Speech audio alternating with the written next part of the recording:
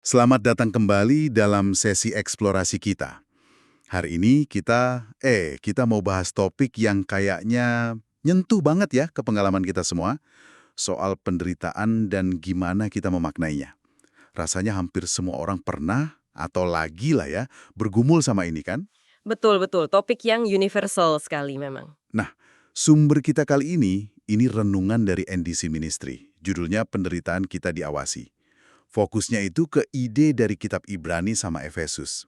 Ini bukan bacaan ringan ya, tapi kayaknya ngajak kita mikir ulang deh soal kesulitan hidup. Iya, perspektifnya cukup unik. Jadi tujuan kita ngobrolin ini apa sih? Kita mau coba lihat penderitaan itu, dari kacamata lain lah. Gimana kalau perjuangan kita yang rasanya personal banget, sepi, sakit, itu ternyata, ada dimensi lainnya. Dimensi yang diamati gitu ya maksudnya. Nah, itu dia. Diamati dan punya makna yang lebih luas dari diri kita sendiri. Kan kita sering banget ya ngerasa sendirian kalau lagi susah, sepi gitu. Tapi sumber ini bilang, gimana kalau kita ini sebenarnya lagi ada di semacam panggung gitu. Panggung yang jauh lebih gede dari yang kita kira. Arena kosmik mungkin ya istilahnya. Bisa jadi, bisa jadi. Yuk kita coba bedah bareng, maksudnya apa sih ini? Oke. Ya, sumber ini ngerti banget lah ya, rasanya kalau lagi susah, apalagi kalau kesulitannya itu lama, bertubi-tubi. Wajar banget kalau kita mikir, aduh kok aku paling sial ya, atau ngerasa sendirian, putus asa, bahkan pengen nyerah aja. Anda mungkin pernah ngerasain juga kan momen-momen kayak gitu? Sangat manusiawi perasaan itu. Sangat bisa dipahami. Muliaan kekal yang jauh melebihi semua rasa sakitnya. Wah, itu langsung membalik perspektif ya. Iya kan? Dari yang tadinya beban banget, jadi sesuatu yang punya potensi. Betul, ini titik tolak yang krusial banget. Gagasan intinya yaitu tadi, penderitaan kita, seberat apapun rasanya, itu nggak pernah cuma soal diri kita sendiri. Ada kalimat kunci di renungan ini. Segala sesuatu yang kita lakukan dan katakan diawasi oleh dunia yang tak kasat mata. Dunia tak kasat mata ya. Iya, dan menurut penulisnya, ini bukan cuma kiasan loh. Ini kayak deskripsi realitas spiritual. Seolah-olah hidup kita ini memang medan laga, dan cara kita merespons kesulitan itu jadi bagian dari pertempuran yang lebih besar. Nah, ini bagian yang bikin berhenti sejenak nih soal saksi-saksi itu. Kita diingatin sama Ibrani 12 ayat 1 yang bilang kita dikelilingi oleh awan saksi yang begitu banyak. Terus menurut renungan ini, saksi-saksi ini siapa aja? Ternyata ada dua kubu penonton kalau boleh dibilang. Dua kubu, maksudnya? Ya, ada makhluk surgawi, penulisnya merujuk ke kitab Daniel, dan ada juga makhluk neraka. Ini rujukannya ke Efesus pasal 6. Jadi kayak ada penonton dari atas sama dari bawah. Gimana tuh?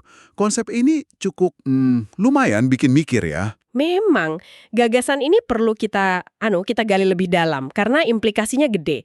Coba kita lihat dari dua sisi ini ya. Pertama dari sisi surgawi. Renungan ini bilang, malaikat Tuhan itu ngawasin kita. Ngawasin aja, atau... Tanya, Allah bisa utus mereka sebagai jawaban doa kita. Mereka juga bisa kasih kita pemahaman, akal budi ilahi. Kayak contohnya Daniel yang dikasih ngerti soal rencana Allah. Oh, oke. Bahkan, ada gambaran yang kuat banget dari kitab Raja-Raja sama Mazmur. Mereka itu seolah berkemah di sekeliling kita, ngasih perlindungan yang nggak kelihatan. Wow. Ini penting loh. Artinya, pas kita ngerasa paling sepi di tengah penderitaan, menurut perspektif ini, kita sebenarnya dikelilingi dukungan dan perhatian dari surga yang mungkin kita nggak sadari aja. Oke, jadi ada support system yang nggak kelihatan ya? Tapi tadi kan dibilang ada dua sisi, berarti ada sisi lain juga dong, yang mungkin nggak mendukung. Benar sekali. Renungan ini juga negesin kalau iblis dan kekuatan jahat lainnya itu ikut nonton, ikut mengawasi. Dikutip dari kitab Ayub, iblis itu digambarkan keliling menjelajah bumi. Tujuannya apa? Nah, tujuannya apa tuh? Menurut sumber ini, tujuannya jelas, cari celah. Bikin kita ragu sama Tuhan, sama kebaikannya, sama kuasanya. Bikin iman kita goyah, supaya akhirnya kita berpaling dari Tuhan. Jadi pengawasannya ini niatnya berlawanan total sama yang surgawi tadi. Oke, jadi yang satu mendukung, yang satu mau jatuhin. Wah, ini jadi kayak ada, tensi ya. Ada drama spiritual yang pusatnya di respons kita. Persis, tepat sekali. Ini langsung nyambung ke pertanyaan penting dong.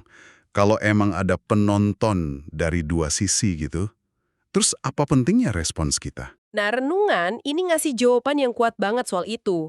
Dikatakan gini, waktu kita milih buat tetap percaya, tetap memuliakan Tuhan, justru pas lagi di tengah badai penderitaan, tindakan itu punya makna ganda.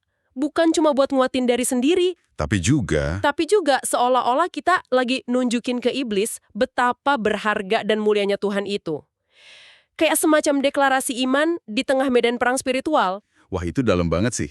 Jadi bukan cuma bertahan pasif ya. Bukan, ini kesaksian aktif namanya. Renungan ini juga nyorot Rasul Paulus sebagai contoh. Dia nulis surat Efesus ini yang jadi dasar renungan kita justru pas lagi di penjara loh. Oh iya ya, bener juga. Kondisi fisiknya menderita, terbelenggu. Tapi dari situ lahir tulisan yang nguatin iman jemaat dan bahkan menurut tafsiran ini jadi tontonan buat alam spiritual. Paulus itu nggak cuma pasif menderita, dia aktif memaknainya dan pakai itu untuk kemuliaan Tuhan. Dan ini nyambung langsung ke ayat kunci yang disorot ya, Efesus 3 ayat 10.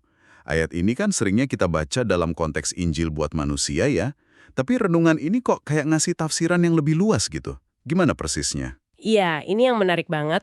Interpretasinya itu gini, melalui jemaat ya, kita semua ini orang percaya, hikmat Allah yang beraneka ragam, itu justru diberitahukan kepada pemerintah-pemerintah dan penguasa-penguasa di sorga. Pemerintah dan penguasa di sorga.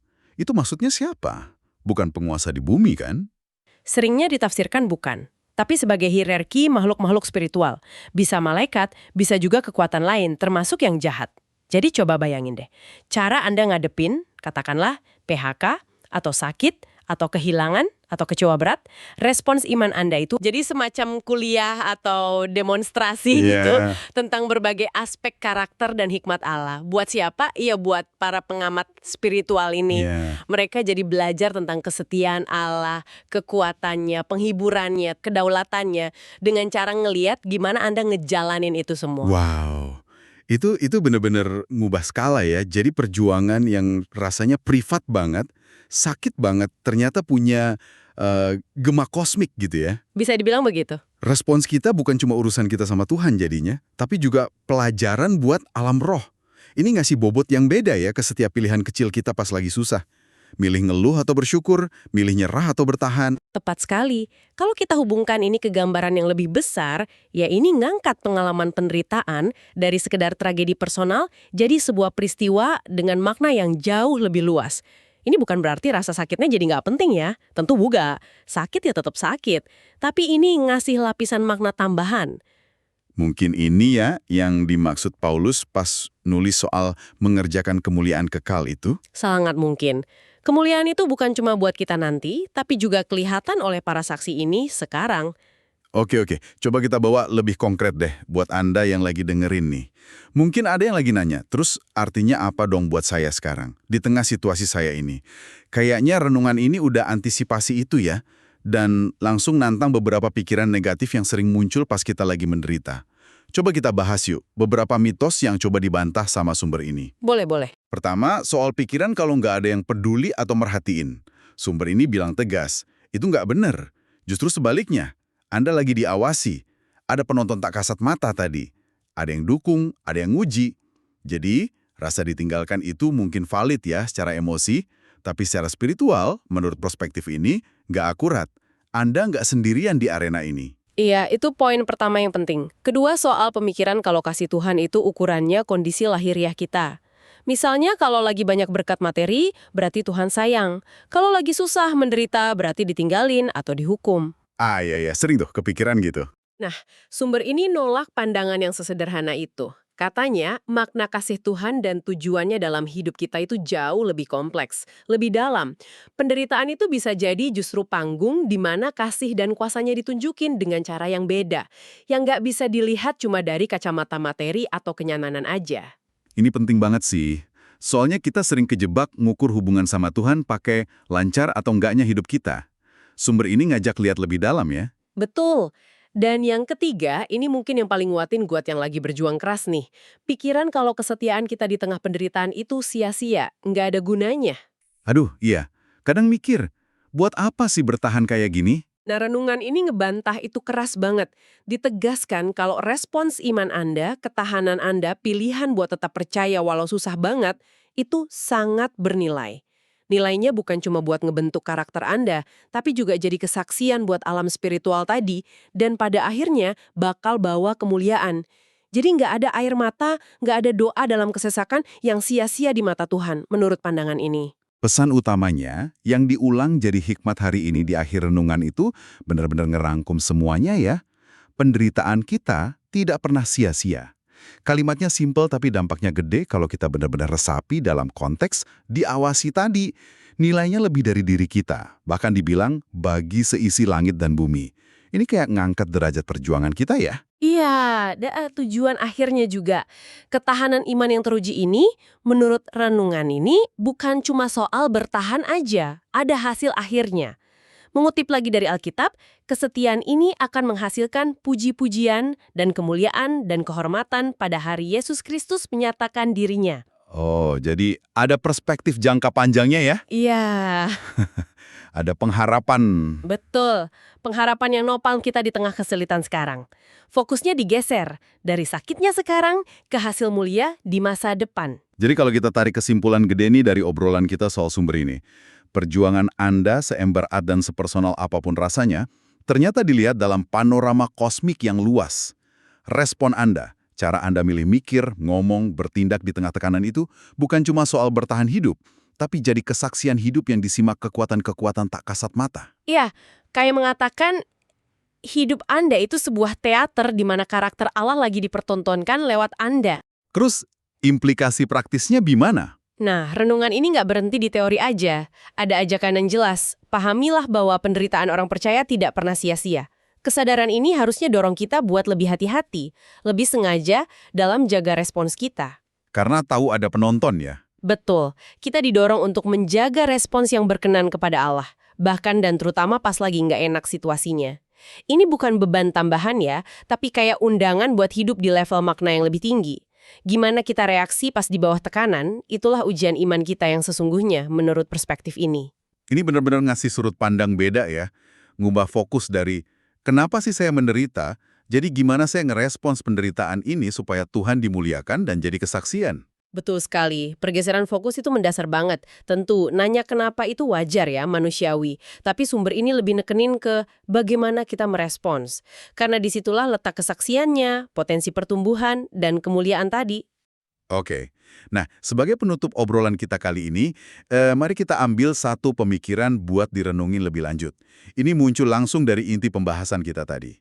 Kalau emang benar seperti kata sumber ini, bahwa baik makhluk surgawi maupun neraka itu sama-sama ngamatin, bahkan belajar soal karakter Allah lewat cara Anda hidup dan merespon situasi, Menarik. pertanyaan reflektif buat Anda bawa pulang nih. Coba pikirin situasi spesifik yang lagi Anda hadapi sekarang. Bisa tantangan gede, bisa juga pergumulan sehari-hari. Nah, aspek spesifik apa dari sifat Allah? Mungkin kesetiaannya yang nggak pernah gagal, mungkin kekuatannya yang bikin Anda bisa bertahan, mungkin penghiburannya yang lembut pas lagi sedih, atau keadilannya yang Anda tunggu-tunggu. Aspek mana yang saat ini lagi didemonstrasikan atau dipamerkan lewat hidup Anda? Khususnya lewat respon iman Anda ya. Iya, khususnya lewat respons iman Anda kepada para pengamat tak kasat mata itu.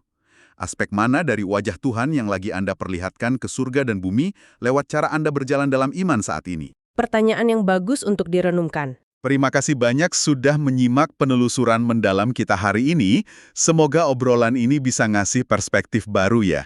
Mungkin penguatan atau paling nggak bahan renungan yang berharga buat perjalanan Anda selanjutnya. Sampai jumpa di sesi berikutnya.